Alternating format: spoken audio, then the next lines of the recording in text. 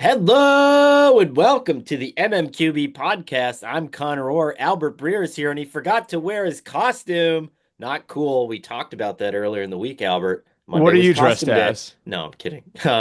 When was the last time you dressed up in a Halloween costume? Did you guys do matching costumes when your kids were little? I actually thought about it with my kids because some parents will dress up with their kids. I uh I later figured out that I'm more of like just the guy who walks around the neighborhood with the Yeti. Okay. Which like that was kind of eye-opening for me too, because I like it made me evaluate a lot of things. Like all of us had whatever, you have your beer in your Yeti or a mixed drink in your Yeti as you're walking around with your kids on Halloween. And like it made me wonder, maybe like kind of evaluate like how much this stuff was what was happening with our parents without us knowing it. You know what I Oh mean? yeah. Our parents I mean, I don't know how you guys were, but I distinctly remember like us walking around the neighborhood and them just following us and somebody was carrying a case of Coors Light.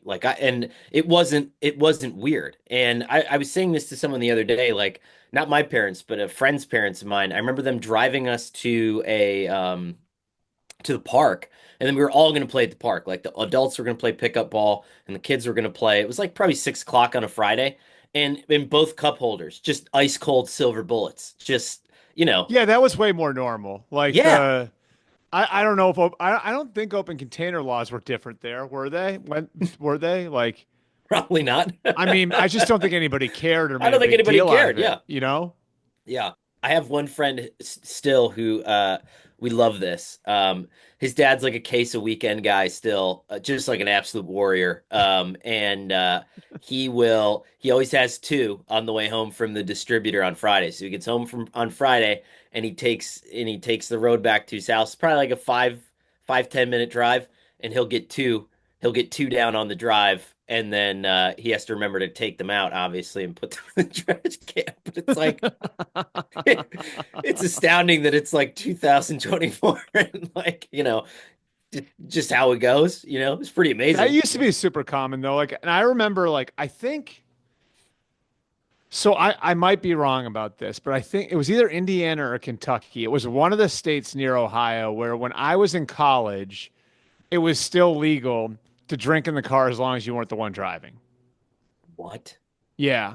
And I don't remember exactly. And like I actually like I'm old enough where I think like when I went to Mardi Gras the first time, Louisiana had just changed the drinking age. I might be wrong about that, but but it was like I do remember there was a state, I think it was Indiana, where it was legal to drink in the car as long as you weren't the one driving, which obviously creates some gray area because if you're the driver and it's in the cup holder between the two of you, Sure. you can just say, well, it's not mine. Right. Well, there are Yeah. two of them there. No, no, no, they're both his. Can you get drunk in a driverless car? Like if Oh, it probably not, right? I mean probably not, hopefully not, Yeah, right? probably not. I'm not saying it like I'm planning on it, but like, I will say this, and Because then, it's like, some the driverless car becomes like a party bus, right? for sure. Yeah, it's like the thing you take to, wherever you're going on your bachelor party. I don't know where people go on their Yeah, because bachelor like parties. that's like that's that's the consequence of it isn't like a guy having a beer on his way home from work. The consequence of it is like a bachelor party ordering one. Right. Yeah. Um, so you were getting to a point where what were you reevaluating? Like, were Well, you no, saying that like you it's just not kind of think okay to be about like walking around getting hammered? no, because there's so many things that were different when we were kids. Like, Right.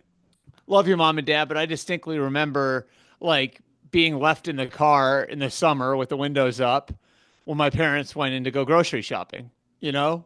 Like I remember stuff like that. And it's like and it was like it was not unusual. Like now if you tried that now, like if I wanted to walk into a CVS when my kids were say like 5, 3 and a few months old.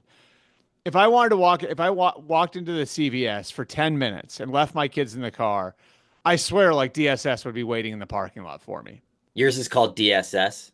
Department of Social Services. Ours is DIFUS. Oh, is that what it is? Okay. Yeah, I didn't DIFUS. I realize it forget what varied it by is. state, but yeah, it's DSS here, Department of Social Services. I think that's it. I told my kids that the other day because like my son managed to like bury like an apple in Hmm. his underneath his bed. Like he just thought it was like a fun thing to do and then forgot about it. And then we found it a long time after that, and I was like, dude, like if Dyfus came, they would take me away for this. Like, and he's like, what's Dyfus? And then you gotta like, Then you got to so actually explain it. we Yeah. got it. We've had that conversation. So anyway, fun week of football in the books, Albert. This Yeah. I mean, was, and on paper, it didn't look like a great week, but that's, a lot of times it's the way it goes. and Albert and I, our process is Albert is reporting on the phone, and then he's writing overnight and into the morning. I'm writing live as the games are happening and sort of reacting to them in real time on Sundays, and then we saved some stuff for Monday this week too, which was kind of neat, and you could check that out. But one thing that I experienced this week that I don't think I experienced any other week was sheer panic at the end of both of the early windows. So at the first early window, Baltimore had a chance to win that game at the end with a Yep. Hail Mary. Green Bay and Jacksonville came down to the final drive. Hmm. Indianapolis and Houston came down to the final drive. Arizona and Miami was tight at the end of that one. And so there were so many of these moments, and you're just saying, oh, New England and the Jets. Oh my God. It Like was like a every great witching hour, like a great Scott Hansen early window. Yeah, I was worried about Scott's cardiac fitness in that moment, and Yeah. then we had the night game, which was obviously absolutely unbelievable. And so let's start there. Chicago and Washington, and Albert, you have an inside look on Mhm. SI.com right now of the Hail Mary. Well, let's just start there, right? Washington wins 18-15. They moved to 6-2, just like everyone thought, guys. Sole possession of first place in the AFC East. Um, they win on a Hail Mary in case you didn't see it. There are so many beautiful layers to this, but Albert, take us through it. Yeah, yeah. I mean, like, first of all, the amount of things that have to go right, and the Commanders actually had two separate plans. Like, one was to play for the field goal, the second was to play for the Hail Mary, and a lot of it depended on the first snap of the drive. When they went, I think they threw it about what 20, 25 yards down the field to Zach Ertz, and it was incomplete, right? So the first snap sort of dictated their approach there, where if they complete that, they call a timeout, and now they're trying to get into range to kick a field goal to send the game into overtime. So when that ball hits the turf, now it's okay. How do we get ourselves in position to throw the Hail Mary? They throw to Ertz again, timeout. They get the ball out of bounds, which I think this is an underrated part of it, right? Like, is like the timing of that. Jayden Daniels getting the ball to Terry McLaurin, McLaurin getting out of bounds, and there's still being time left on the clock, knowing like how much time you have, how much yardage you can get. Like, that's like a really I'm always interested by that. Like, how much yardage are you choosing to try to get there? You know what I mean? Like, and how much is too much, and how much is like you're not taking enough. So they get close to midfield, um, and it was funny because I was wondering. I heard Cliff call it say that I think it was Ben Sinat's first touchdown catch was the name of the play was Taylor Swift. So I was like, oh, I wonder if there's a fun name for this one. So I started texting around to Commanders coaches. One of them goes, yeah, Hail effing Mary. And I got all excited and I was like, is that the actual name? It's like, no, no, no, it's just Hail Mary. Um, so, um, but you know what I thought was cool about it was like all the different rules. You know what I mean? Like, and what what went into it. Noah Brown is like taught to, and if they were able to get the ball in the end zone, the rule is actually for him to be at the top of the letters, like the letters in the back of the end zone, right? Like where the name's spelled out. So you have Okay. enough room so you're not out of bounds, but you're separated from the pack. So that's their landmark is being at the top of the letters on the name in the end zone. Um, Obviously, because of where they were on the field, they couldn't quite get it to the end zone. But like Noah basically told me after the game, okay, like the we have our jumper, and the jumper is Zach Ertz, and the jumper's job is to basically try to volley the ball back to me, and then I've got to outfight the guy who's assigned to me on the back. But what he said happened was he got back there, he got about like the 3 or 4 yards depth behind the group, and the guy who was covering him, and you could see it, moved up towards the pack to try to go make a play on the ball, which left him alone. And then Ertz, because he's like even at his age, still like 6'6" and a freak athlete, is able to kind of just get enough on the ball to pop it up. And Noah Brown collects it and scores. So obviously, there's a lot of luck involved here. I'm not saying this was all like some skillful thing, but I always think it's cool how you, in those situations, you're just trying your best to give yourself a chance. Um, and the other interesting aspect in talking to Quinn after the game was I think it was Romo who said, was it Romo who said on the broadcast, like, I wonder if they're going to put the backup in, like I wonder if they're going to put Mariota in He didn't because they wonder. He suggested that they put Marcus Mariota in. right, because like because of the rib injury, they were afraid that Jayden wouldn't have enough Right. arm. So I asked Quinn about that. I said, did you consider that maybe like Jayden with his injury wouldn't be able to get the ball there? And he said, no, not really, because on Friday I saw him rip 160 yards downfield, so we were good. So that was actually the decision to leave him in there was actually based on watching him throw on Friday.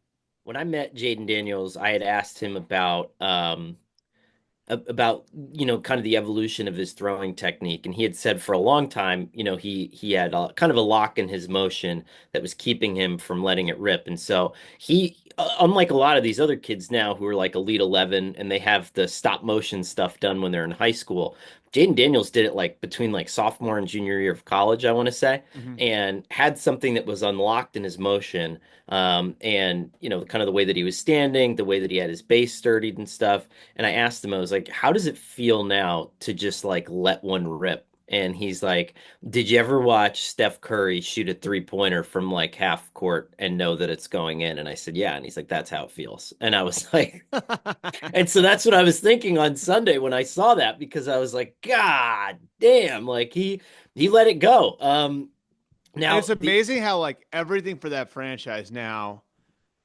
it's like everything has flipped. And incredible. all the price that everyone in the DC region had to pay for the last quarter century um, of Dan Snyder's ownership has now completely paid off in like this way where it looks like they're going to be really good for a really long time. I mean, I keep saying this. I know I've said this here before, but like you think about it, Connor, like they still don't have their tackle position completely right. They still don't have edge rushers. They still need a lot of help at corner. Those are like premium positions where they still have a lot of work to do. And yet, like they're 6-2 and in first place. And I mean, it looks like the arrow is pointing up on a whole bunch of players in that roster. It's it's really impressive. And I don't know. I tend to think like something like this is like again very lucky. I'm not going to say that there's not luck involved. There's a ton of luck involved in completing a Hail Mary. A ton of things have to go right. But I also think that this can happen to certain teams sometimes, and it can be kind of like a window into where they are. And I think it very much is a window into where the Commanders are right now. I encouraged everybody. I wrote last night. Just don't don't get wrapped up in the trade deadline. Like if you're a Commanders fan, just sit with this Yeah. for like 2 days. And just remember that like 2 years ago, your owner was escaping congressional inquiry on a yacht in Greece, and Remember the like yacht tracker? Wasn't there a yacht tracker Twitter I'm account? sure there was like Yeah. like literally torturing his employees, harassing people, like From the this. Mediterranean. Yeah, like this is so much better. And I say this too because I have a lot of friends who are Mets fans, right? Mhm. And they just got through this really special run in the World Series, and they had the OMG and the Grimace and Hawk Tua and all that cool stuff going on.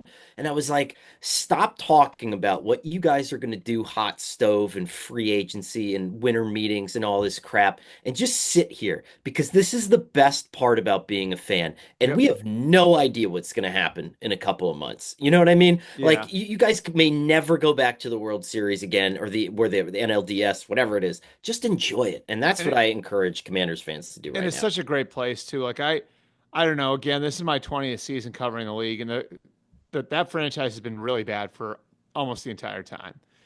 But there was the one blip, the one real blip was 2012 when RG3 was a rookie. And Which like is why you should enjoy the moment yeah, because that lasted one season. I was around that team a lot, and I saw what that stadium became, like maybe the crappiest stadium in the NFL, what that stadium became and what it meant to that region. Um, I mean, that's a really, really, really good football region. And like have they have taken it where the sun doesn't shine for so long Hmm. and over and over and over again. And in 12, I got like the glimpse of like, oh my God, what this place could be if they had a really good team. And it looked like they were going to have a sustained winner with Mike Shanahan as the coach and RG3 as the quarterback. And the owner screwed up even that. Like the owner was the one who messed up the relationships. You know what I mean? Like the owner was the one who took sides. The owner the owner screwed everything up for 25 years. And my 2 cents for Josh Harris, stay out of the way. You got a great thing going right now. You pick the right people, let them do their job. They're heading in the right direction 100%. There are a couple housekeeping items here. So after the game, it was funny because of what Matt Eberflus was taken to task on, right? And Chicago media is tough. Yep. Chicago media is, I would say, them and Philly neck and neck, right? Mhm. Toughest places to coach in the NFL, and I don't think it's particularly close. He got grilled about being in prevent defense, which is kind of interesting because Tony Romo kind of noted it, right? And so that kind of opens up the floodgates for questioning afterwards. But, Matt Eberflus said after the game, like, yeah, dude, I'm defending a touchdown, right? His quote was, "You're defending a touchdown here. And then throwing the ball for 13 yards or 10 yards doesn't really matter. It's always going to come down to the last play." On that, I really agree with him. What I don't agree with is green lighting the handing off of the Yeah. football to the mini fridge with the game on the line. And I was talking to Is that really his nickname, or did you just make that up on the fly? no, the mini fridge is a real thing. They've been doing this. Kramer, I think is Eric Kramer, Yeah, no, right? no, Kramer's the name. Yep. They Doug Kramer, I think it is, right? Doug Doug Kramer. Kramer. Yeah. I didn't He know they called it the mini fridge though. they've been calling him the mini fridge all year. Yeah. I like that. And I'm sure people in Chicago liked it too It's a until, great nickname. Well, yeah, it was great until about the last 5 minutes of that game. imagine Albert, that you and I are connected on a headset. You're the head coach. I'm the offensive coordinator. It's 12-7. We're the Chicago Bears. We're in Yeah. the best division in football. Every single win is going to mean something for us. Uh-huh. Okay? And so it's third and goal at the 1 yard line. We have DeAndre Swift, Keenan Allen, DJ Moore, Cole Kmet. Who else am I forgetting? Um, we have a lot of really good players, right? Yeah. We have Caleb Williams. Um, and so I'm the offensive coordinator, and I think that jibes. I'm probably the sillier out of the two of us. And I say, you're Matt Eberflus, and you hear over the headset, "All right, guys, it's third and one. Mini fridge dive right. Mini fridge We dive right. we've got we've got the backup. We've got the backup. Uh, okay, we've got the backup. Let's see here. I mean, I want everything to be exactly okay. We got the backup center in um, our 2022 sixth round pick, um, and we got him in the game. And right, I'm covering my face for those of you who aren't watching the podcast because right, you don't want anyone to see this. No, You don't no, want you anyone to definitely see your this mouth is of not this. the one you want them to see. We're we're facing a defensive head coach, and you know what he's not going to see coming? Us handing the ball to our second string center and letting him go.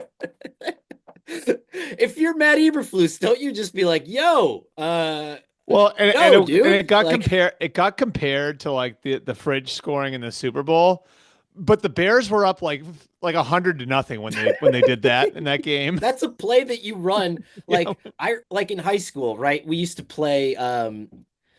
like Newfoundland, right? And like it was like this small town that didn't shouldn't have even existed, right? And so you or GAR, the Grand Army of the Republic or whatever, and these little high schools that shouldn't have even existed, and you'd beat them 61 to nothing, right? And Yep. so at the end of those games, it was really fun to have the offensive lineman carry the football. And this is third and goal, and you're down 5 points. Uh, and you're oh my God, like yes, in hindsight, 2020, like, whatever, like the Pat McAfee fake punt, right? Like you should have done it.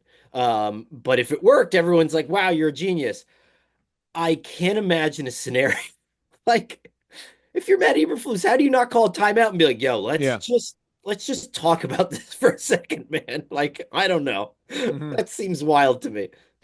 I mean, I like again, like it's just I and look, like they made up for it too. Like that's the thing is like it didn't cost them the game It didn't cost them the game. because they No. did come back and they were able to get the ball downfield. And honestly, maybe this is where we talk about Caleb Williams because I was really impressed with the way like he didn't play great for the first 3 quarters, obviously, but was able to harness something at the end.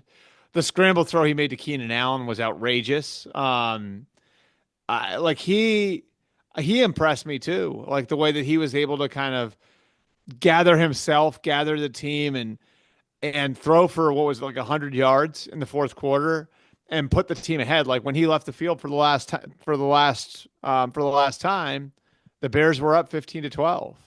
Yeah. And that was after I believe were they down 9-0 going into the fourth? Is that right, or was that earlier? Let me check just so we have it Either way, like correct. I thought for Caleb to compartmentalize like the early part of that game and come back with the effort that he did was really, really I impressive. mean, it was 12 nothing at the 5 minute mark in the third quarter. Yeah. So there wasn't 9-0 at the beginning of the fourth quarter, then that would be impossible. But close enough. The one thing I like about taping this podcast, at the time we do, because just again a peek behind the curtain, like Albert and I will kind of work all night on Sunday, and then get a little bit of rest, and then Monday have a little cup of coffee, get up and sort of start digesting this stuff all over again. Is there is a little bit of time and space to think about things a little bit, and I feel awful for Tyreek Stevenson. I really do. Oh yeah. Like I feel horrible for him. Um, and so what I'm about to say is um, not necessarily making fun of him because I think this is a hard thing, but I do want to walk through the video because the video is incredible, right? Yeah. So he's at the 5 yard line, and he's just pointing to the stands with his back completely turned to the defense. Um, he's doing that as the ball is snapped. There's Yep. 13 seconds on the play clock, and I'm looking at it right now. He's staring completely into the stands. There are one, two, three, four, five, six Bears fans that I can see in the front row that are pointing to him and telling him that the play had started. And he is like, I'm trying to do my best for the audio audience here, like lifting his hands in the air, like So bring on the noise. I think well, he was the one who was responsible for Noah Brown, right? That is, Because well, Noah told me the guy that he was on him that was assigned to him moved up, and now I'm looking at it closer, and it looks like because he's like kind of doubling back late to get over there, like maybe he's the one that had Noah Brown. Nah, maybe that was 31. No, yeah. So it was, I think maybe it wasn't, but either way, okay. that's So, unbelievable video though. It really is. so now, Albert, we are, oh, look at this. Tom Coughlin would find me right now. Some of the fan video is unbelievable, by the way. Like the Fan video from like videos. the fan video from like the end zone is unbelievable. So now Jayden Daniels is, Albert, he's 3 steps into his drop, and Tyreek Stevens has his arms folded over his groin area, you would say, and he's sort of like he's doing the suitcase thing. Again, still back completely turned to the field of play. And Yeah. then does the get out of here thing, like he's swatting away, like get out of here, get out of here. He's finally turned around. I want to say like 1, 2, 3, 4, 5, 6 seconds before Jayden Daniels throws the ball. Jayden Daniels was back there for 12 and a half seconds, which is the longest snap to throw time, I think, since Next Gen Stats started tracking this, Albert. Hmm. And listen, he got there, right? Um, and if his responsibility was to be the deep man, holy, like you can't go back Yeah, into that building on Monday. You know what I mean? right. But if it was not, okay, but still, that has to be one of the funniest things that I've ever seen in my life, while at the same time me feeling absolutely sick for him because you can you can see how you can get caught up in a moment in a Well, game like yeah, and that, he was jawing with McLaurin before that Yeah, too, so that's crazy. man. I've Anyway, never, I mean, this is like legitimately, yeah. it's wild. All right. Well, we got a lot left to cover, so let's hit the gas. We got Green Bay and Jacksonville next, and this was a fun game. This came down to the bitter end. I really like this one again. I mean, Matt LaFleur is winning games with Malik Willis. Malik Yep. Willis had to come into this game. So Jordan Love banged up. He hurt his groin on the first drive, and then in the third quarter, kind of gets whacked by Trayvon Walker after the play and lands funny. And I think you could tell kind of really aggravated at that point. That point came off the field, was not throwing at all. And you could tell Matt Yeah. LaFleur was just going to pull the plug on this. Malik Willis comes in and goes 4 for 5 for 56 yards and a touchdown. And he has the touchdown was to Tucker Kraft on this kind of cheeky little play after Trevor Lawrence fumbled deep in Jacksonville territory. But he also has a massive 51-yard dime to Jayden Reed. And holy smokes, like this kid is a player and could not get on the field in Tennessee. And we've made the comparisons. Matt LaFleur, Coach of the Year. Why hasn't he been? We've talked about it before. What would Jacksonville trade to have a quarterback whisper like this to unlock everything? But the fact of the matter is, Albert, like it just doesn't seem to matter, like whether they have Jordan Love or not. And I'm not calling Jordan Love not good. They would obviously rather have him. This team is 6-2. They're winning with Malik Willis. They're winning with anybody. It's amazing. Yeah. Yeah. And I think it's like the balance of the team too. Like they've got a running game that they can rely on, and Josh Jacobs. They've been as proficient as anybody at developing offensive linemen. You look at the young receivers there, and all those guys who are coming up together, and you add Tucker Kraft into that group, right? Like who really looks like he's taken a step forward at tight end, especially after Luke Musgrave got hurt. And then the defense, like I think, like it looks like LaFleur got the Jeff Halfley hire right. And so Yeah. Jeff Halfley comes in, and then in the middle of the season, they add Robert Saleh to the staff, which is kind of interesting. It just feels like LaFleur's got that thing firing on all cylinders, and they can win so many different ways. And this is why it was such an ideal situation for Jordan Love to step into in the first place, is when he became the starter, they weren't putting the weight of the world on his shoulders. And I think it's an interesting thing because I think a lot of people looked at LaFleur and just pointed to Aaron Rodgers, his first few years, and they didn't realize like how much LaFleur was managing there as far as the relationship between Rodgers and the front office and making sure everybody was happy, and then managing the Jordan Love selection and developing Jordan Love behind Aaron Rodgers and having him ready to go, and knowing when the right time to pull the plug on Rodgers was. It's just like Matt's gotten so many things right.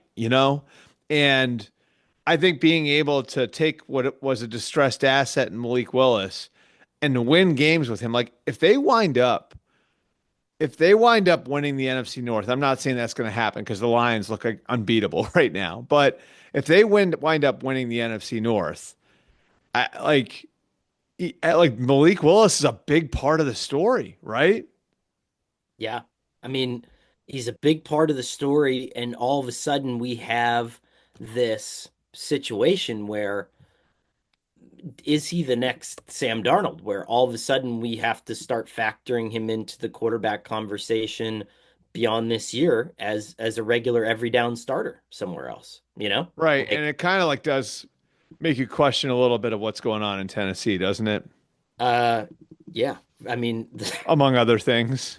yeah, yeah. We'll get to the Titans, but that was probably, honestly, they might be the worst team, second to worst team. I mean, there's no competition Yeah. for the worst team in the NFL right now, but they're getting pretty close, and we'll get to that Now in the and lightning round. and and this is where we're going to put our foot on the gas, right? This next one. Well, yeah. But before we get there, I will say this, Albert. Trevor Lawrence played well in the fourth quarter of this game. Uh-huh. And he played well without Christian Kirk, who is now seriously injured. Christian Kirk hurt himself after an excellent catch in this game. Brian Thomas hurt himself after an excellent catch in this game. He was basically down to Evan Ingram and whatever was left in the receiver room and led a comeback. And God, like those are the moments where the people that are like, why did Trevor Lawrence deserve 55 million? Like, watch that. That's a good Green Bay defense, and he carves it up for about a quarter when he's comfortable and when he sees things and when he's in the zone. God, if you could get Well, him there, it's a if good you could get him there. juxtaposition looking at Love versus Lawrence, right? Like, because Love goes out of the game and you see like I think like you see the environment Love's in, and it's proven when he goes out of the game, and it doesn't become completely dysfunctional without him. Meanwhile, on the other side of the ball, you see a Jaguars team that looked like it was in disrepair 2 weeks ago, and Trevor Lawrence is legitimately saving them. Now, I'm not saying that Trevor Lawrence is better than Jordan Love, but I think too often, like, and again, this is like a big thing for like this has always been like a big thing that bothers me is like people have such a hard time divorcing the quarterback from the situation they're in and how big an impact the situation they're in has on them. Uh, Trevor Lawrence has survived a lot of things. Like I think there's a chance that we wind up 10 years from now looking at Trevor Lawrence's career similar to Matthew Stafford's. Yeah, I can see that. Whether whether that means he has to go somewhere else to do it or the right coach comes to Jacksonville, the right situation comes to Jacksonville, it sort of feels like that's the type of career he's carving out right now, you know? I agree. I totally agree. And I think that once we draw a little bit more of a consistent line between the quarterback that we saw in the fourth quarter of that game and the quarterback we see in quarters 1 through 3, because again, listen, I don't think this is all coaching. I think that Trevor is Mm-hmm. sometimes sloppy with the ball. Like he allowed Yeah. the ball to get punched out. I think sometimes he misses throws. Mm-hmm. He gave away a possession after they got a huge pick in this game. So it's not like he doesn't have to wear some of this, but the potential is there, man. It really is, and you And if can they see do it. make a change, he's what makes that job really attractive. I agree. What is Underdog? Underdog is the place to play if you're a sports fan looking to win money while watching sports. With over 5 million happy players and 2 billion won, Underdog makes it fun and easy to cash in on all your favorite athletes' performances. So I think Compete against other players just we gotta start over. what's that? Your video is kind of going on in and out. Sorry. Oh, really? Okay. Yeah, now it's okay. Good. Yeah. Okay. All right. Three. Uh, okay. 3, 2, 1. What is Underdog? Underdog is the place to play if you're a sports fan looking to win money while watching sports. With over 5 million happy players and $2 billion won, Underdog makes it fun and easy to cash in on all your favorite athletes' performances. Compete against other players just by selecting higher or lower on two or more player stats, and you could win up to 1,000 times your money. So, turn every touchdown into a win with Underdog. Think Jalen Hurts will rack up higher than 200 passing yards next week? Justin Jefferson will get lower than 10 catches? Cook up some entries for a shot to win real cash prizes all football season long. They've got all your favorite teams and stars to choose from. Create entries with basketball picks or mix and match across all your favorite sports. Underdog is the best place to play Pick'em. So sign up now and deposit using promo code MMQB to get up to $1,000 in bonus cash instantly. I've heard from friends who love to pick their own players, their stat types. They love to text me and say, "Look at how much money I'm winning from Underdog. This is crazy." And they all say the same thing. It's super fun, super simple, and they all enjoy playing the game. So download the app today and use MMQB to get up to $1,000 in bonus cash instantly. You must be 18 years or older, 19 years or older in Alabama and Nebraska, 19 years or and older in Colorado for some games, 21 in Massachusetts and Arizona, and present in a state where Underdog Fantasy operates. Terms apply. Void in Colorado. Concerned with your play? Call 1-800-GAMBLER or visit ncpgambling.org. In Arizona, call 1-800-NEXT-STEP or text next step to 53342. In New York, call the 24/7 Hope line at 1-800-877-8-HOPE-NY or text HOPE NY. That's 467-369. The next one we got here, Baltimore and Cleveland. So I have some fun stats for you, Albert. I looked all of this up last night. By Cleveland wins, of course they do. 29-24. They're 2-6, but they beat one of the best teams in the NFL. Jameis Winston goes 27 of 41 for 334 yards, 3 touchdowns, and 0 interceptions. Okay. So, uh, Albert, there are, let me make I sure I have loved this right. his speech, by the way. I mean, everything about him's great. So let me see here. What was it that One, he said two, after the three, game? four, There was five, something six. hilarious he said after the game. Oh, it was something about like, um, there was something about the fans and the city, and it was outrageous. But so here we go. Since the Browns, so when Deshaun Watson first got hurt, okay, the Browns were waffling between Dorian Thompson Robinson and PJ Walker. PJ Walker made 2 starts, Dorian Thompson Robinson made 3. And then after they went to Joe Flacco, there has been one, two, three, four, five, six. There's been 7 starts by veteran quarterbacks with experience in this Browns offense with Kevin Stefanski, without Deshaun Watson. I'm sorry, I found it. Okay, you have to tell me after this. Okay.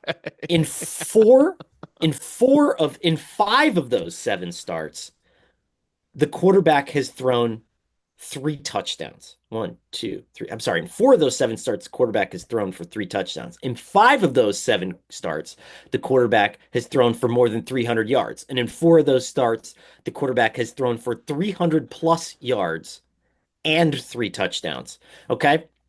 Guess how many times if you combine this season and last season, that Patrick Mahomes has thrown for 300 plus yards and 3 touchdowns? I don't know. None. There. Uh, Guess how many times? Let's see, because this was very fun. Um, let's see. Guess how many times Tua Tagovailoa did it last year? 0. 3. 3. Okay. So, but last year the Dolphins were the most explosive Right. offense in the NFL, Yeah. bar none. So Yep. Tua Tagovailoa did it 3 times in 17 games. Joe Flacco and Jameis Winston have done it 4 times in 7 games. And Jameis Winston did it this week after they traded the best receiver on the Well, roster. do you know? Do you want to know who Jameis Winston was inspired by per his post-game on-field interview? Jesus. Eminem. Oh, that's what it was. Yes. He said, You only get one shot. Do not miss your chance to blow. yeah, This but opportunity lasts once in a but lifetime. you're missing the best part of the quote, which is he said, there's this white guy White from guy. Detroit. Yeah. Yeah. I saw that too. So amazing. Um, And then before the game, did you see the decal thing? no. He said, he goes, don't play for the name on the back of your jersey. Play for the name on your helmet. Actually, we have no decals. Play for the Browns or something like that. You have to be like, because I would I imagine love him. I love him. would have to imagine like the front office, they're all probably wrapped in like, how do we get out of this Here it Deshaun is. thing? Represent the names that are on your helmet. Well, we don't got no decal.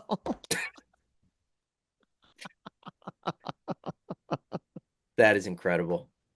Um, but Dude, if you're Imagine like if you're a Brown staffer who's been on the staff since like 2001, like you're like an equipment guy. You've seen some of the most insane shit, like Johnny Manziel. You've like all the way through, and then you're like, okay, we got Deshaun Watson. We're gonna have, it's gonna be weird for a little while, and then is Joe eventually Flacco the greatest quarterback in New Browns history? Like, the New Browns, right? Like the nobody calls them the New Browns anymore, but the New Browns, for those who don't know, are like when the Browns came back, right? Like so at I 99. I think Kelly Holcomb is the best New Browns quarterback of all time. Okay. Okay. I think that Joe Flacco is probably second. And I think that, at least based on what I've seen so Jameis is far, Jameis closing Winston hard. is probably third. And here comes Jameis Winston around the corner. God, I'm so happy I stopped rooting for this team. It just feels silly. I But mean, like they have a chance to be a wildly entertaining team from here on out, though. every time that they play a I mean, I'm football going to be game, watching them 100%. every time they play a football game, Albert, without Deshaun Watson, they're like Texas Tech in the 90s. It's awesome. Man. So we go from Oh there. man, they play the Chargers next week in Cleveland. Good Lord. That's what a weird season. Uh so bizarre. There's no way to juxtapose this from electric to whatever the opposite of electric is. I guess here's the transition. Here are two teams with the same record as the Browns, the New York Jets and the New England Patriots. Patriots win 25-22. The Jets are dangerously close, Albert, to just lightning round territory because at this point we have said we've said everything, right? We've said Mhm. everything. The the owner just completely kicks a hornet's nest in the middle of the season, fires the head coach, freaks everyone out, promotes the defensive coordinator, which saddles the defense with all this extra baggage. The defensive coordinator is trying to figure out how to become a head coach. Then he trades for Devontae Adams, tries to throw that in there. He demotes the offensive coordinator. They promote another offensive coordinator. Now they can't get plays in. And like, To what? me, like the most embarrassing thing, like the and I don't know how many people were paying attention to this one, but the complete illustration of the 2024 Jets was the 2-point conversion. Did Yeah, you see that? yes. So for those who didn't, they could not get lined up in time for a 2-point conversion, and then they failed to call a timeout. Then they've got to do that. They're up 22-17. So then the conversion, the line of scrimmage is the 7. They throw a slant to Mike Williams. He gets tackled after what, like 4 or 5 yards Hmm. short of the end zone. And it winds up costing them at least a shot at overtime, right? Yes. So, like, how Aaron Rodgers could have his team not at the line of scrimmage for a 2-point conversion, a guy who's been in the league for 20 years. B, how Jeff Ulbrich wouldn't use a timeout in that situation, as if that timeout in that situation is worth more than the 2 points that would put the Patriots in a position where the best they can do is tie it. It's mind blowing. I mean, I think it's indicative of coddling the quarterback. It's indicative of messing up the coaching staff by interfering when you didn't need to interfere if you're the owner. The Jets are a mess, and this has wide ranging. I mean, like honestly, like I think what we start to talk about now, because this season's over for the Jets, right? I think what we start to talk about now is like the mark that this is going to leave on the franchise. Like this was a job that like Joe Douglas and Robert Saleh those are jobs like Robert Saleh and Joe Douglas were warned not to take in Yep. 2019 and 2021. And now it's way worse. Like how many coaches are going to want to go there? And I know they're only 32, so you'll find somebody. But I mean, what a complete mess. To be I I, feel stupid for picking them. I think I I had do them in the too. I picked them to win the division. I'm an idiot. I'll fall on the sword for that. I'm a complete moron. I uh I had them finishing 9-8 and missing the playoffs. That at this point, and finishing in third place in the division. That at this point would feel I miraculous. have to go 7-2. Right. I mean They play the that's Texans on Thursday night. what does Morgan Freeman say after Mr. Reese tries to blackmail Bruce Wayne? Good luck, right? Like that's I mean that's how I feel at this point, right? It's just I don't know, man. But you're I right. mean, it's just like the defense started. The defense is starting to look bad now. You know, like the defense, Because which you was the strength of fired the team, Robert Saleh because you fired Robert Saleh and you took a really good defensive coordinator in Jeff Ulbrich and and tried to spread him make him a thin. head coach. So now the guy who like should be in charge of fixing it can't because he's got the big job.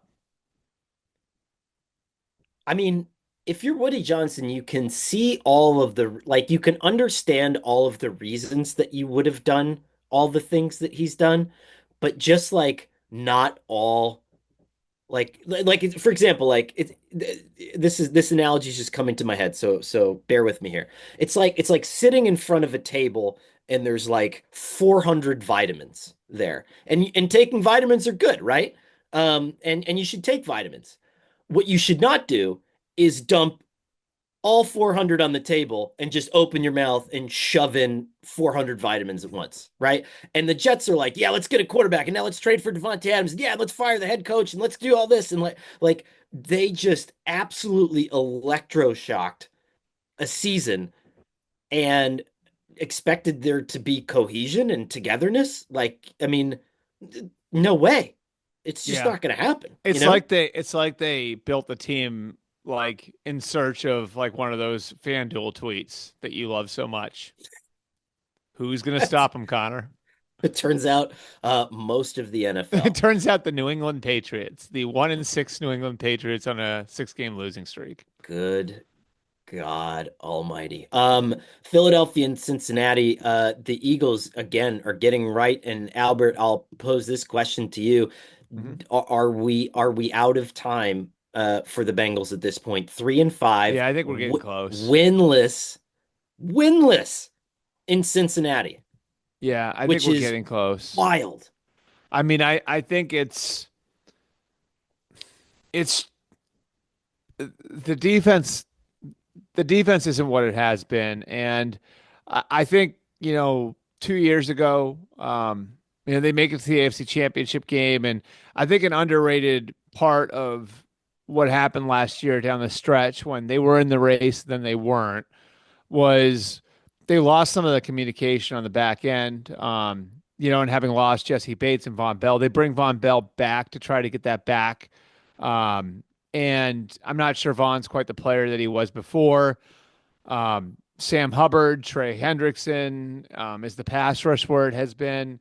It feels like there's a lot of like kind of loose wires on defense right now. And then offensively, I think for the most part they've been okay, but the offensive line has been creakier than you would have expected. So maybe they haven't been able to carry the team the way it needs based on the way the defense is playing. Um, I still have like a ton of belief in Joe Burrow. Sure. I don't know that he can dig them out of this one. 32 yards for Chase Brown on the ground, 44 the week before against the Browns. What did we have? They've had, I think, two rushing performances this year where they went over 100 yards total. Yeah. I'm like, And if Joe you're Mixon looks great in Houston. right, I mean, if you're the Bengals, do you admit that you made a mistake and go out and get like Chuba Hubbard at the trade deadline? Just Yeah. someone. Like, do you go out and do you try to get Dalvin Cook from the Cowboys? Because at this point they're not using him, I don't know. I Yeah. mean, do you do that, or do you kind of call this a lost cause at this point? Yeah, I think we sort of found out where Dalvin Cook is. I think Right. the Jets tried it, the Cowboys tried it. I don't know. I don't know that Yeah. there's a whole lot left there. Yeah. I have not heard, at least personally in calling around, a lot of, hey, this running back's available Yeah. kind of thing. But Hmm. I mean, I don't know. Just call the Panthers. Like everyone, You can Yeah. have whoever you want on the Panthers. Yeah. Anyway, since Nick Sirianni has become a bald like me, he hasn't lost a game, Albert. I'm just letting you know that. So Yeah. And it since looks Nick like the staff's Sirianni coming yelled at together his own too. fans and told them what was going on, he hasn't lost a game. I will say, like, their offensive line's starting to play really well. And I think maybe there's a little bit of an adjustment there in, in going from Jason Kelsey to Cam Jurgens at center. And then, they're starting to get more out of their defensive line, too. I thought they played well against the Bengals. And that's always been the foundation of that team. And so, new systems. Um, yeah, I think their front's starting to play better is a good sign for where they could go from here, and it looks very much like it's them in Washington and in the East.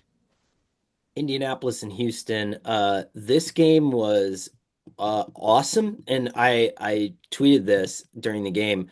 I watched that entire game, Albert, and if you asked me how the Colts were still close enough at the end of this game to have a game-winning drive, just explain it to me. How did it happen? I don't know if I could. Like I Yeah. watched that whole game, and I have no idea how they stayed in that game. Anthony Richardson, I think Albert is to the point where you probably can't do this. And the reason why is not because what was he, 2 for 15 in the first half. Yeah. And if you take out a 69-yard touchdown pass, he was something like 1 of 14 for like 12 yards. He finished 10 of 32 for 175 yards and a touchdown. Hmm. Um, his quarterback rating was 30. And so that okay, you live with it, and I think Shane Steichen's done an unbelievable job and has showed some serious onions as a coach. In this game, he went back to Richardson on plays where Richardson like handoff action that Richardson just fumbled the ball, and Yep. there's not a lot of options here. The design that he had on the long Josh Downs touchdown was beautiful. Hmm. But like it's when Anthony Richardson says that he came out of the game because he was tired. And listen, this is I'm not an elite athlete, so I'm trying to put myself into the mindset of like Quentin Nelson, some of the other guys on your team that are blocking for you. Um, is that a bad look? And is that one of those moments where your honesty kind of costs you a chance to lead this team? Like, hey, I'm tired, Yeah. so I'm not gonna play. At first, I'm always one to give the benefit of the doubt, but I've never heard a player say that before, and it was kind of fairly stunning to hear that. Yeah, and it's a hard one to come back from because I've always, you always hear from quarterbacks the only way you can show your toughness is availability. Is like quarterbacks can't show their toughness to their teammates by hitting somebody, by knocking someone over, um, like by going face to face with somebody. And I like honestly, on like I just I like I that's one when like if he was playing great, it would be one thing, right? But the fact that he's playing poorly, the fact that Joe Flacco looked so looked like really good in the time that he was in there, um, and now this, I think it becomes harder for Shane Steichen to sell Anthony Richardson to the locker room. It's almost like he should sit him down for his own good at this point, you know? And I would I really have to stretch the way I feel about developing quarterbacks to get myself to a place where I'd say that about the fourth overall pick midway through his second year. But I mean, if you're Alec Pierce or Michael Pittman or Josh Downs or Jonathan Taylor, like, how do you look at this? You know what I mean? Like, are we a football team trying to win, or are we a quarterback development school? That's the thing. And like, that goes back to what I've said a lot, like about these situations is the players don't care about your long range plan. The players don't care about what the franchise looks like 3 years from now. The players care about right now.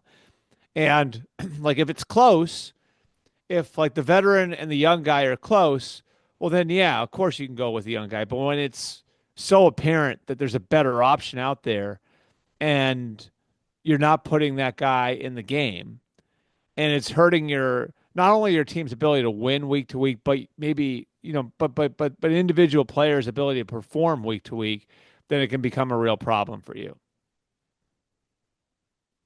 I mean, how many more games would the Colts have won if they had played Flacco all season? And I Mm, honestly think that if you were to ask me, Stephon Diggs went down with a non-contact injury in this game.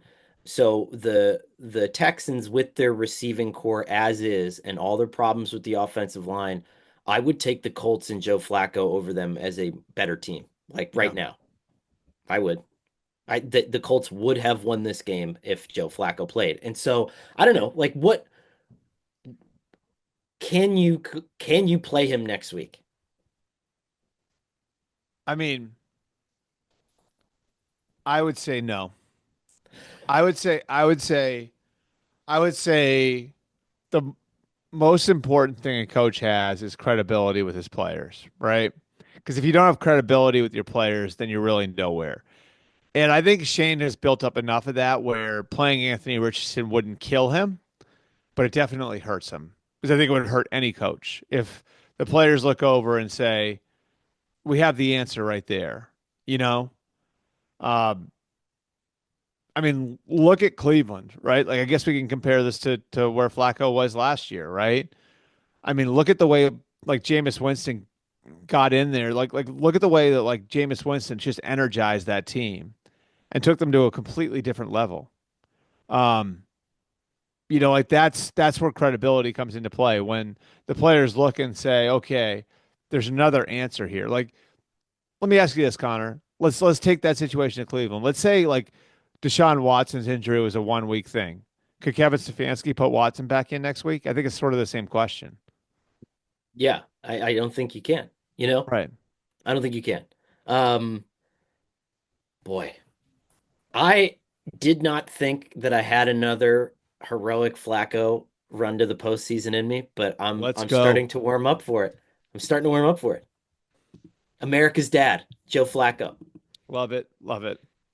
Last game before we get to the lightning round, San Francisco and Dallas. Uh, I don't know, man. Like, I go into, it's weird to say, right? And I go into this game. Dak Prescott should have been picked sixth at the end of this game. That was one of the, Yep. and um, he did what I do when I play, what do you call it, cornhole, and Yep. sometimes you're on a roll and then sometimes you just short one for no reason at all. And I think that's what happened where you like basically threw the ball into Fred Warner's hands. The final score here was 30-24, but this was not No.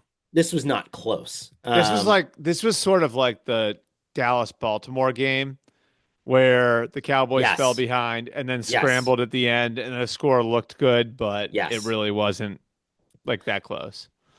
Um, Jerry Jones comes off of a week where he had to deal with our friend and former colleague, Kalen Kaler, had a great story about the Cowboys being bothered by people just walking through their locker room and personal space.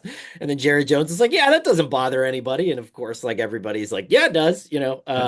But I feel like I don't know, like we've lionized him to the point as an owner that, he can do no wrong. He understands the business. Like there's another chess move that we're not thinking of. But at this point, it just feels like dumb and unfixable, and there's just really nothing. Well, I mean, I think like losing their edge rushers obviously was a huge Yeah, thing. you don't Like have their Micah their Parsons. their defense wasn't playing well, and like like losing those guys really threw a wrench in developing the defense. Now you'll get healthier. And then I think offensively, like it's just I, I think they're at the point now where it's like you look at like the big money players they have, and it's CD and it's Dak and it's Zach Martin, it's Demarcus Lawrence, it's Trayvon Diggs, and when you're that top heavy, you have to draft really well and have like and hit on third and fourth and fifth round picks. It's like what the Rams did really well when they won championships, right? Right. Or when they won a championship. Um, the Cowboys generally have done that. But now I think you look at it and you say, okay, how many guys like that are on the roster? Overshawn, I think, on defense is one who started to play really well. But how many guys can you find on that roster that are like that? Cooper Beebe, maybe at center. Tyler Guyton has struggled at left tackle. They don't have an answer at running back. So they still have like that layer of star players that's really good, But, if you look at the totality of the roster, because they become top heavy again, which has periodically happened with them, the margin for error shrinks where they need guys on rookie contracts to really perform. And I'm not sure this team is getting that level of production the way that they have in the past. I mean, you can't. It's not even like a Jets situation where I feel like I don't know, like you can't really move on from the head coach to kind of spark something. I mean, there's not really like No, outside it's of just, I mean, you just have to draft well. Like right. they have like, I think they've got like a good core. I mean, I don't think anybody would argue with Dak, Lamb, Parsons. Like I think, as long as you're okay with, as long as all like the relationship stuff with Parsons is in a good place. Like he's obviously a very unique player. Diggs is a good player. Like Zach Martin's long in the tooth now, but has been an excellent player for them. So like I don't think you'd argue with like the core players they have. And generally the players they have that are in their core, I mean, we just talked about it. Like, yeah, there's a guard in there, but quarterback, receiver, edge rusher, corner. It's just a matter of being it's a matter of having a stronger middle class than they do right now. And again, generally they've been pretty good at doing that. It just doesn't seem like they have that this year. And so, and on the other side of this one, I mean, I feel like the Niners have to be breathing a huge sigh of relief that they got to the bye at 500, and now they can reset, and hopefully they get a little healthier. Um, I mean, this is sort of where the Niners have been the last few years too. I mean, if you look at like I mean, there's a lot of panic over where they're at. And hold on a second, I wrote it last night, so I'll pull it up. But this is a very like familiar spot for them. They've been I know it's great podcasting when I'm looking something up, but yeah, I mean, you look at it. Okay, in 2021 they started 3-5, ended up in the NFC title game. In 2022 they started 3-4, they were in the NFC title game. And then last year they started 5-0, went on a 3-game losing streak. They were at 5-3, so a game better than where they're at right now, and ended up in the Super Bowl. I'm not counting the Niners out.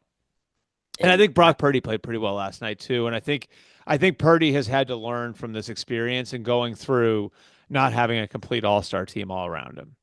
I also have Albert Christian McCaffrey on my fantasy team, and Oh, uh, thoughts and so, prayers.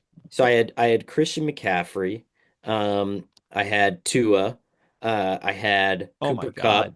I had Debo Samuel, and I Even think pneumonia hit your fantasy locker room. yes, and so we, despite that, Next are man up, Connor. 4-3. Oh, So there it is. Next man and up. and we've fought and we fought and we fought, and now with Christian McCaffrey coming back, joining the Sounds like you fold, got a culture there. I really do. My players aren't screaming at reporters after the game. That was the one last Cowboys note I had. So What, the did you Diggs see the thing? did you see the Trevon Diggs thing Yeah. where so the media's waiting outside Talk of about D's nuts. wait, did he say that? Yeah, at the end of it. He said, like, I think the reporter said like something like, "That's not what I'm talking about." And as he's walking to go away, he goes, "Talk about D's nuts." He probably walked back in, he's like, got him, Yeah. nailed it. But like it just goes to show, like, so Dallas loses, they go into the locker room, whatever, the coach is going to say whatever he's going to say to them.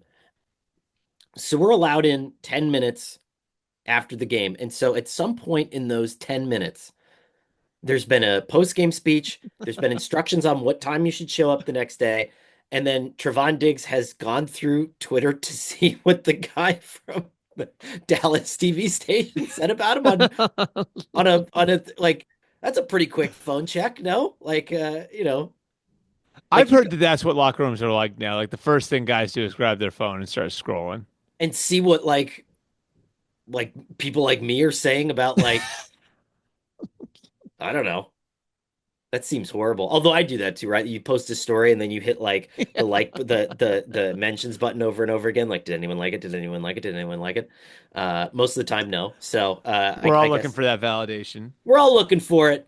So I guess he's getting. But you talk about culture, Albert, and it's like, okay, let's fix that, and then maybe I mean, this everything wouldn't else. happen in on your fantasy team. It sounds like that's what you're saying. Hell no, Yeah. hell no. All right, let's hit the lightning round.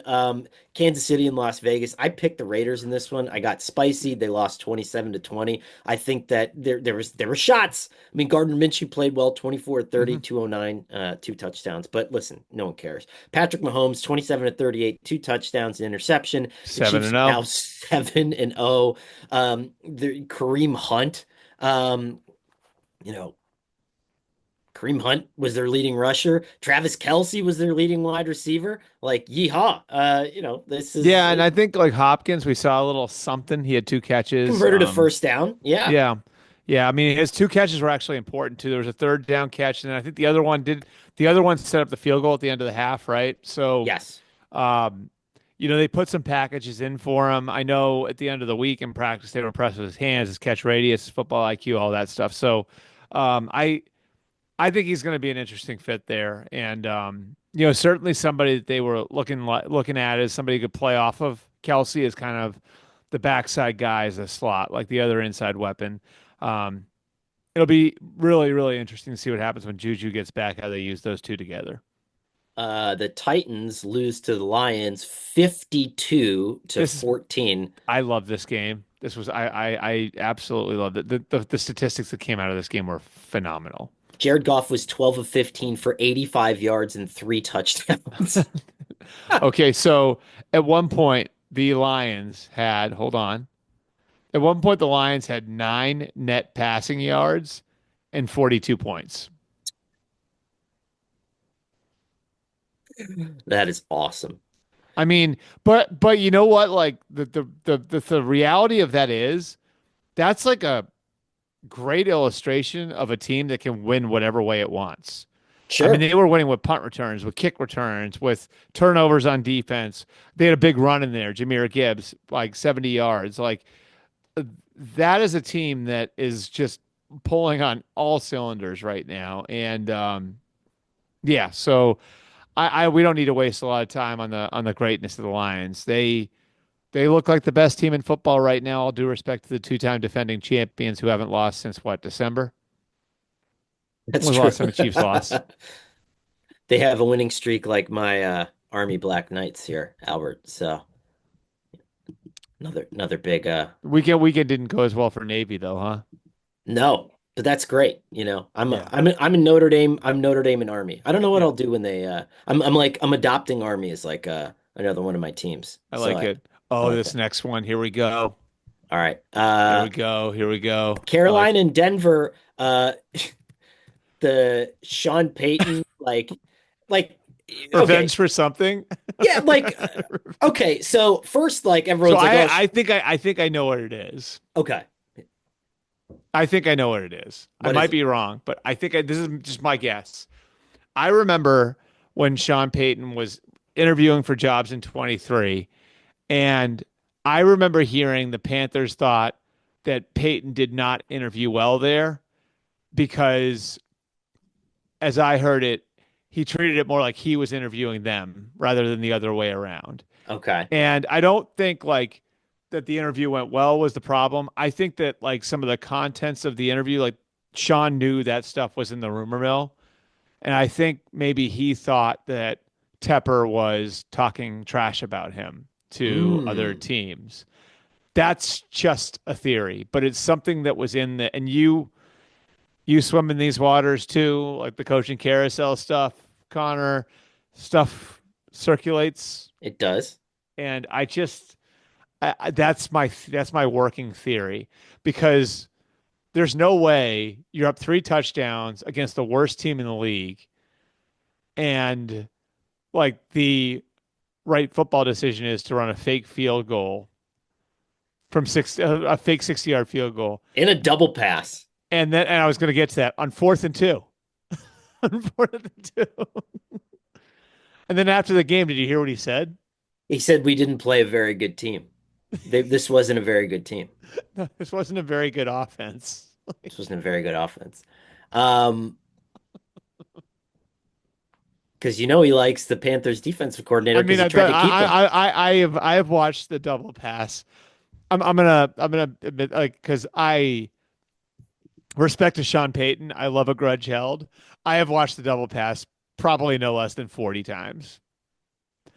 And I'm just staring at the 4th and 2 in the corner.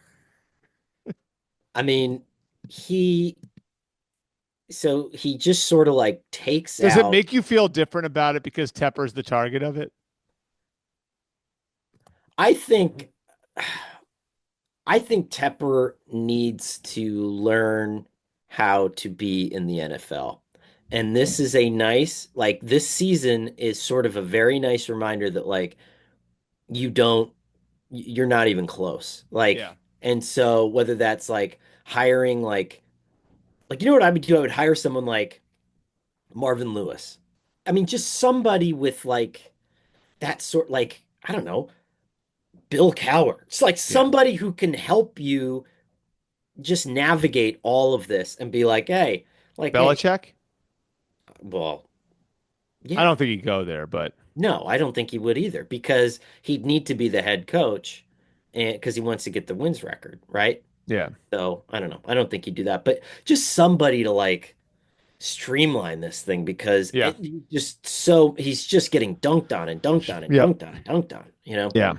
I don't know. I think it'd be a good look to trade Bryce Young like the Bears did for Justin Fields and just Hmm. get him to a place that, I don't know, makes it look better.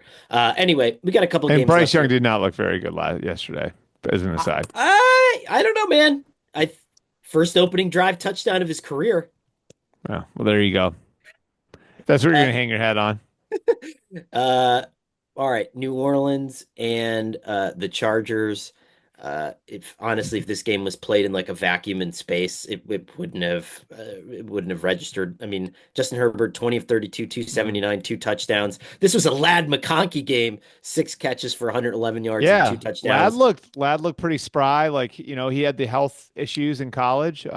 Couldn't stay upright, but looked really good. Like he's going to be somebody that they can build with going forward. I also like I don't know why it stuck out to me this week, because I knew he was on the team, but I love the fact that Jim Harbaugh has a 295-pound fullback named Matlock, Oh yeah, because I know how he's a fan Scott of like Matlock. he is a fan of old school television too. So Daytime when you're home from sick television. yep. So I'm sure Jim Harbaugh has come across a few episodes of Matlock in his time. And so the fact that he has a 295-pound converted defensive lineman playing fullback named Matlock is From Homedale, Idaho. that's how you build a team is starting with Matlock, the fullback. Matlock's a girl now, Albert, though. I don't know if you knew that, Is but that right? Kathy Bates is the new Oh, Matlock. I did not know that. I didn't know it was like Bond where you get a new one every few Hmm. years, but Kathy Bates is Matlock. I like Kathy Bates. Yeah. I don't watch Matlock, but anyway, Arizona and Miami. This one was borderline for lightning round because the Cardinals are just I like freaking this one. Yeah. awesome.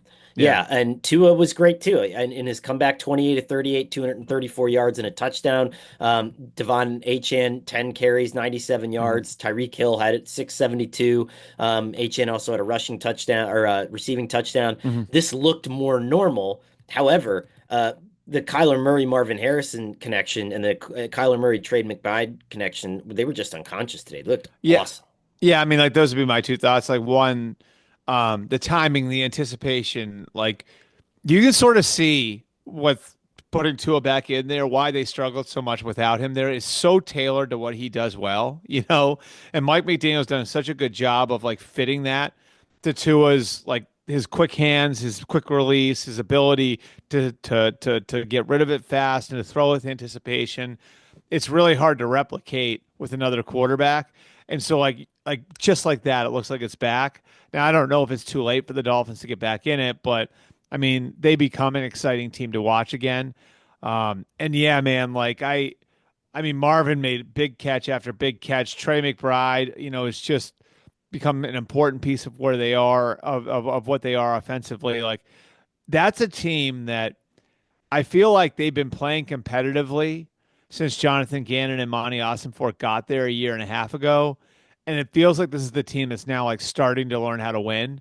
And I thought this was a really interesting one for them because they won in the buzzer beat. They went in the buzzer beater against the Chargers on Monday night, right? On the other side of the country. Now they're playing a 10 a.m. body clock game. in Miami. Um, and again against an emotionally charged Dolphins team on a short week. Really impressive being able to come back from a 27-18 deficit under those circumstances, I thought. I love this team. I love that they're tied for first place in one of the more talented divisions in the Hmm. NFL. I love that the rebuild has already arrived. I love the fact that I picked them as a borderline playoff team. I love everything about the Cardinals, so I'm Yep. very excited about this one. Atlanta and Tampa Bay.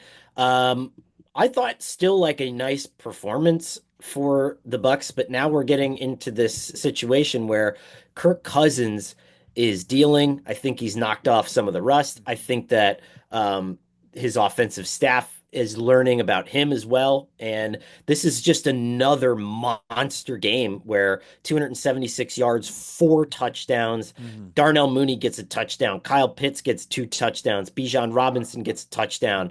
Hmm. Everybody's getting involved. Everybody's touching the money. And this is, now at 5-3, you've swept the Bucks. Is this one of these moves now where you see Atlanta starting to separate from the pack a little I bit? I love I love the way that they're maximizing guys, you know. Like Kyle Pitts, I think a month ago, even guys in that building would tell you, God, we don't know. Like he's not one of our best 11. But they Yep. kept working with him and they've been able to get a lot out of him since, right? So that's a good example. Drake London is on pace for 1,100 yards and 10 touchdowns. Bijan, 100 scrimmage yards yesterday. Like these guys might not become who we thought they were going to be coming out, but they become really important pieces. You know, just because you're not going to be a superstar doesn't mean you can't be like a B plus weapon, you know? And the Falcons have a lot of those and a great distributor at quarterback. Now, like, will the defense be good enough? Maybe. Jesse Bates is playing like one of the best players in football right now. I don't know if they've got enough pass rush. You know, adding Judon to what they already had in Jarrett. Maybe they add somebody else. We'll see. But I really like where the Falcons are right now. And, you know, Tampa is interesting because they're knocked down to 500. Um, they go to Kansas City next Monday night. And that's a fascinating matchup.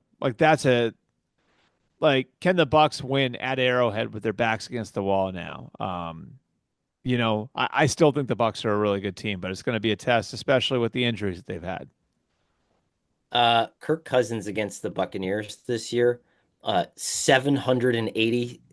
785 passing yards and 8 touchdowns in 2 games. How awesome is that? Yeah, it's Um, great. Last but not least, Buffalo and Seattle. Yep. Buffalo is awesome. Like, Hmm. and Seattle to me, here's my note on the Seahawks is like, I think the decision to go to Ryan Grubb is an interesting one. I would have done it too. I thought he was great in Washington, but I do think he's still learning to call Yeah. plays at the NFL level because the identity in the of this team is so inconsistent on a week to Hmm. week basis. Yeah, I'd agree with that. And hey, kudos to Buffalo. It's just like every week you see like the young players, like Dalton Kincaid scores a touchdown. Keon Coleman is starting to look like he's going to be a real player now, you know?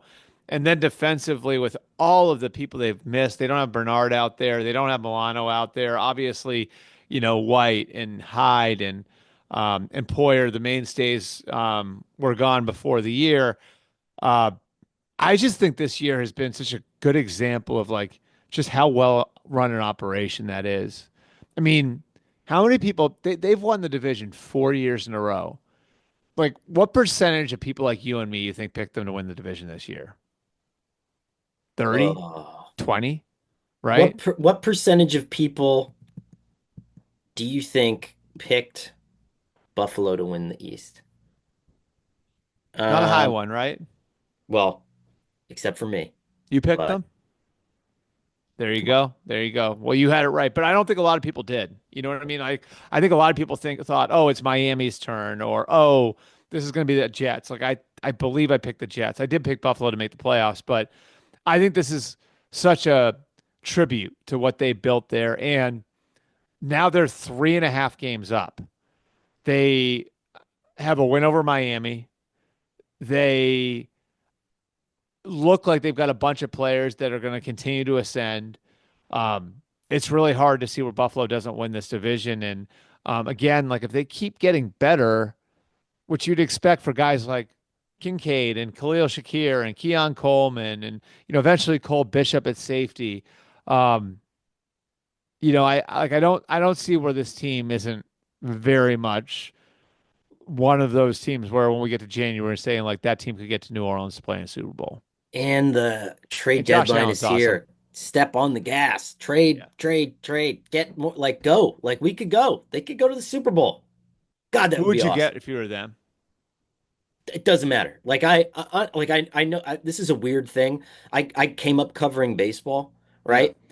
You just want to make a move to show everybody For the that you're as psyche. you're as into it as, and the Eagles did that the year that they made it to the Super Bowl, where they got like Ndamukong Suh and Linval Joseph in I like the remember middle that. of Yeah. November, Yep. and all that was like a nod to Fletcher Cox being like, here's like 10 plays off a game, Right. you know? Thanks for all your hard work. Let's effing go. And I Yeah. think that that's the message, right? Like, Yeah. I don't care who they get, but just let everybody know that it's time to To effing go. go. And it's time for us to F and go now too, right? It's time for us to effing go. I need a second cup of coffee to get myself right. We got to write some more about football because that's what we do and that's what we love to do. Thank you guys as always for sticking with us and be back Thursday. Matt and Gilberto's show is rocking. These guys are great. You're great. And we'll see you next Monday.